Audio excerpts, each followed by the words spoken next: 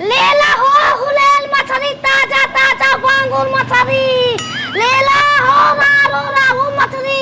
बाम मछली पूरा 5-5 किलो के छिनार के जाम पूरा तो सोहनिया हो हमरा फ्रिया में लाज लागता आवो जा एगो मछली पे एगो पान फ्री में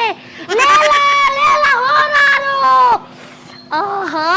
आज कोनो ने किसाज हमरे मछली बचाई कैसे मछली बा हो बड़े बा अरे हम तो खो जात रहिया बाम मछली हा बाम हो हुरेल हो राहु हो पीसे घोघवा हो पीसे भंगुरा हो मैं बा एगो वैरायटी का मछली वही बा बोलवा के नीचे वाला कोई रे बन मरली है कह रे कब मरली है काम के को मोर हो कब मरली हो कब क्यों रे तोरा मैं कैसे उल्टा सीधा बोलबे रे अभी से बात कर हमके इज्जत दे ए हमी के मल्ला हमें के होय छिनवा हमी के इज्जत में इज्जत ना जाने नहीं जा हमी के खुदे कभी परिवार में बियाह भइला आइए मैं मुखिया कुंदू सिंह के कोवन के करा घर हम मछली खा मुहियाई जीत जाई पछिन रो तू मरली है कह रे ना भाई खिस मारा देला सही देखो अबे मरली हो अरे मछली के जैसे तवा पे जवानी रउआ से पिया हम सच कहतानी मछली के जैसे तवा पे जवानी रउआ से पिया हम सच कहतानी चोरी के तू चल गला टाटा ए राज चटता जवानी तेल चाटा ए राज चटता जवानी तेल चुप दिमाग कम बा बहनी हमारी फिर पूरा के उठ लगा हो ना मंगल गांव से आवे नहीं हमके हम पूछनी हां बताएं ना ही होता दूसर में बेचे तो बताएं हम पगला के जगह दुकान लगल रानी बेच तो खाए खाते आवत अच्छा माने खाना खाए कोई हो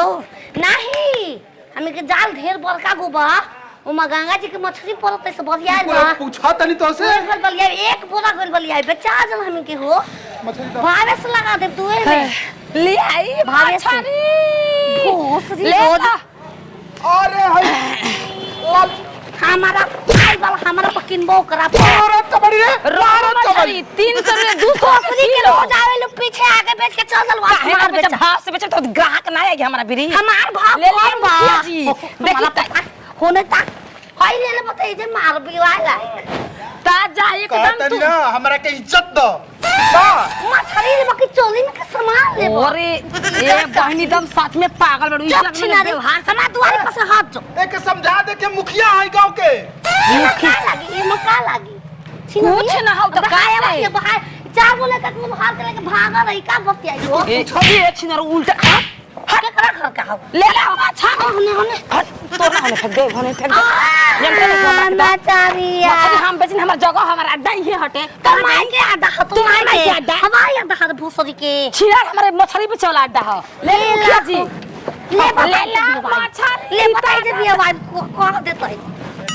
देखो आई बका कैसे किलो बा कैसे कबे रहिए तो मुखिया जी 100 रुपया किलो हाउ चाहि कबे से रहुआ खाती 100 रुपया किलो लगा दे ले ली भूसरी के छिनरो कहीं कर ले ले ले फेंक हम रोज बेची ना मुखिया जी इज्जत हमें जन बेचब हैं ले दे देखा बरियाई कर हो जा हम सपा चुपचाप ले के मसा ना धरब अरे मार के पचकुन मार दे मंगे फाड़ दे हमरा ये नहीं समझ में आवत कि होत का मछली ले ला मछली नाचारिया ए भैया चुप हो सके ए जे खाना बड़ी 6 फीट के मारा एकरा से बतियाओ के टाइम नहीं कले के ले ला मछली अब रहुआ झगड़ा में लागबन त का करी ग्राहक बोलैबे ना करब ले ली 100 रुपया किलो लगा दे रहू खत लाहो पागल है चले पागल साफा पागल हिय रहुआ पहला बार भेटा तनी काय करा से टिचू टिचू तोरा ना के गुचू ले गुचू मुखिया मने कुछ ना समझे ले ए रे वैसे तो कहत हमके इज्जत नहीं खे दे ताकि पूरा बाजार हमके इज्जत देला रहुआ इज्जत के बात करत न गंदा समझे ले ला हो साड़ी रिबन चूड़ी ले ला चूड़ी साड़ी ली मुखिया जी जोखा ले 1.5 किलो कुछ हो ना अरे पर जोखा हो हमारा वाला सारे जो आज दे मुखिया जी जोखा ले 1.5 किलो बचल ले ले हमार नाल हवा कमाई के केहू के ना बेचाई दे तोरे ले हमरो ए मुखिया जी हमरो ले लेही अरे छोड़ी जो खवा 1 रुपया के जोख ना के मां जोखी रे सब के पता नहीं है कि के माजो की का दी 1 किलो बापू अब जा तनी बिलासपुर मंडी में वो जैसे 1 मछली लिए किलो के बाद अरे मुखिया जी हाथना ताजा बिलासपुर मंडी में मछली मिल जाई तो हमारा नाम वही पे लसवा के अपना चोली में से मछली बेचे नहीं हम तू कहां बेची कहवा के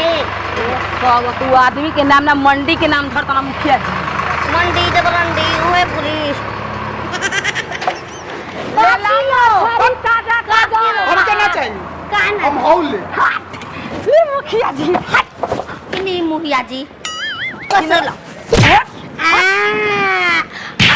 आई वजह से बहनी खराब कर बरो बात नहीं ना हमरा के इज्जत दे ठीक बा मैं तो बड़ी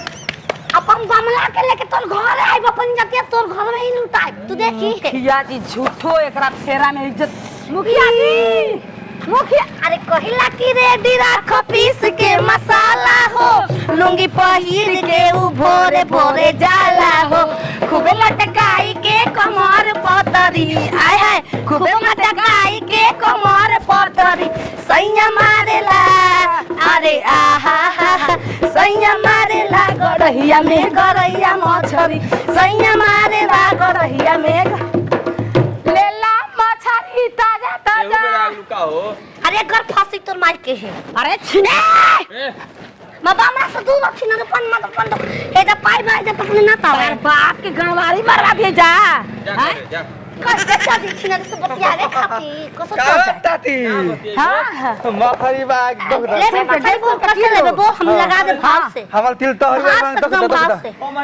तिल का जो खल बना 150 रुपया किलो 1.5 किलो बा बाम मछली दमता ले लंगरू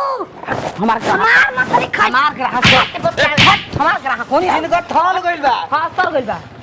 कहले तनी हमार मछली खा बियाह सेट हो जाई तहार मछरिया पे लिखल है कुंडली का इनके कितना मछली के पेट से करे वाला हम बनाए बा भैया ए हमारी पुराना ग्राहक निकल पुराना ग्राहक हमार हां उधारे भाई सब मिले इनका पता बताई हां वो जे लेला हमर बेचा गइला था गली में घूम लेना आधा मंडी में देखे बचरा कैसे तू छ दा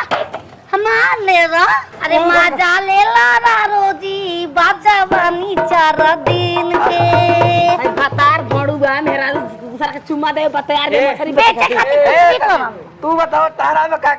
फ्री बा ए बस अब हम चुम्मा थोड़े फ्री देही मछली के चक्कर में आ तू रंगीन पता है हम का करो हो ले ला मछली अरे बियाह करे के बा पैसा उधारी खाता ए बसवा अब हे त नहीं खती का उधारी करबा बताव तू ही ले के हमार ले रे छिना कहीं का ग्राहक ले ला तांती के का हम बटी दाई भाई लगे जाते ये को तो के घर आके बेचा बता 1.5 किलो का 1.5 किलो ले ला हो जहाज वाला देखा घरे जहाज अरे उधारे खाता उधार के घर वाला ले लियो ना उधार हम दे ए नाती उ देख जरम दो वाला उ हो तारे करेजा पे सांप का लटता हम उधारे बेची चाहे ना बाद बेची हैं अरे उस वाली की नतिया के बेटा कहां कोई दो वाला बा ओकरा घरे जाई बे